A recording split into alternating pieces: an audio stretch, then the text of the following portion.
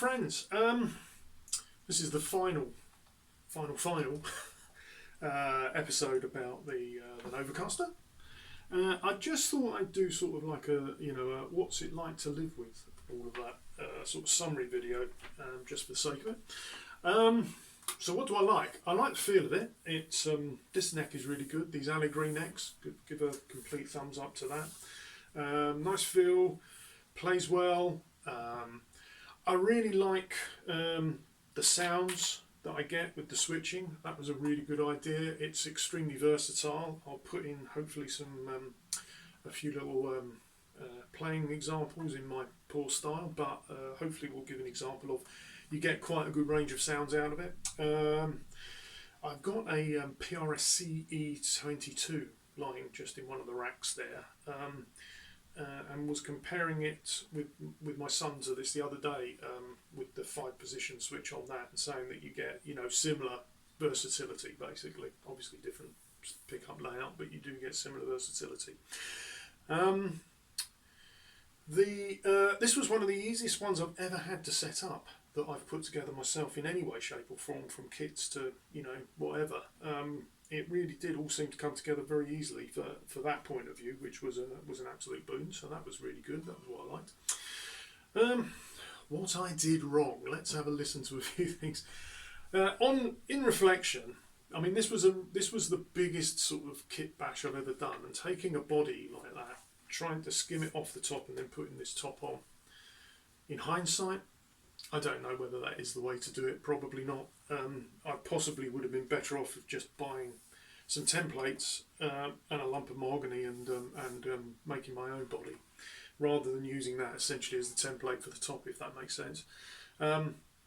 However, I do like how it's ended up looking. It's got what I was, my mind's eye when I first set out, which is really good. What else?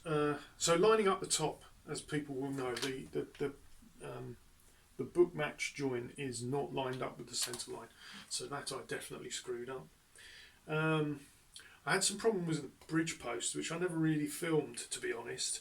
I measured and measured again, and then drew the holes, and then they seemed to just drop in. They didn't seem to be a tight fit, which I remedied by just putting in some veneer shims, which seems to have solved the problem, luckily. And I did with one of the posts drill right the way through, so I had to plug at the back. It's hidden by the back plate, so it doesn't really matter, but it was just one of those annoying silly mistakes that you make, that I probably should own up to.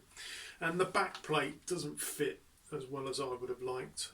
It's not something I've done a great deal of, if I'm honest, making custom back plates, and so the one other thing that in the end it actually worked out alright, running the cable round to this jack. Yeah, I thought that would be more problematic than it was when I finally put all the electronics in there.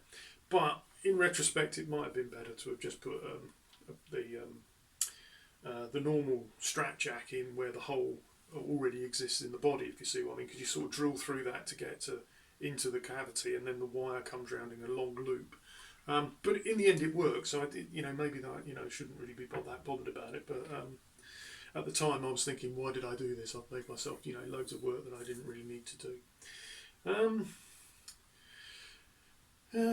What things did there's a lot of stuff I did on this that I've never done before. Obviously I'd never jointed and put on a top, so that's a first. I've never done such a big kit bash, like I said, on the body, and I do question whether that was a smart move or not. However, I've never done a floating point trem, 2-point floating trem. If I've used trems, they've always been the more traditional 6-point ones. So it's the first time I've ever done anything like that, and that went okay in the end, as I say. I've never done an inlay like that on the headstock. I was quite pleased with how that went. I did that basically all by hand with chisels as well, which is not my forte. So overall, yeah, and after living with it for what's it been, a month or so now, I like it. It sounds good. It plays really well. Like I say, it's definitely one of the best playing guitars that I've ever put together myself in any way, shape or form. At least straight out of the box, without the least amount of work to get it to playable. Yeah, So overall, it's a definite. I'm very, very happy with it. I did say I will name check some of the other people on the Great Guitar Build Off. I will do that quickly because there's some great people out there who, one, have been very encouraging to me, both directly but also indirectly by me watching their videos. There are so many people that to name check that I apologise for those that I don't, but the ones that I am going to name check, I'm going to mention Gio at Tornelli Guitars, who's always been a huge support right from when I was first in GGBO 2 years ago. Todd from Sweet Tea as well.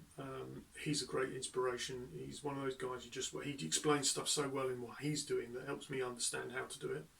There's a guy called Dinsey who's doing a Revstar build via a CNC machine, which I think is like in a maker's cooperative that he goes to, which is just incredible. It's the first time he's ever done a scratch build, and the quality is beyond incredible. He's really inspirational, and also made me wonder about whether I should look at CNC, which is something I've never really even considered using before. Neil, aka the Scotsman, from NSJ Guitars, he's always worth watching. He just cracks on. That's one of his phrases. I've just got to crack on, and he does. He just cracks on with such confidence that I'm one of these people. I'm arsing about forever and then I screw it up. Whereas he just goes for it and gets it so good straight away. SBH Guitars, which is Scott, who's building a fantastic looking instrument. And also completely bamboozles me anytime he goes near the electronics. He uses EMGs and everything, and he's probably explaining it perfectly well, but I watch it just mind boggled because I'm just like, I've never gone near active electronics, and there's a reason I don't understand a word of it. This stuff I can understand, that I'm completely bamboozled by. But anyway, and Adventures from the Shed of Dreams, those of you that have seen him, he's another one that shows how you can do an awful lot with limited tool set. It's not like he has no tools, but do you know what I mean? He's not got necessarily all of the tools that some people have got in big, fully prepared workshops. So he's a great inspiration as well. And another person like that is Child of Animus, and also just because he is just so inspiringly different. So those are just some of my picks out of this year from Great Guitar Build Off. There are others that I watch and admire, but those are the ones that I thought I'd put in as name checks into this anyway. So thanks everyone for watching. Please like, subscribe and all of that. There will be some more guitar related content on here at some point.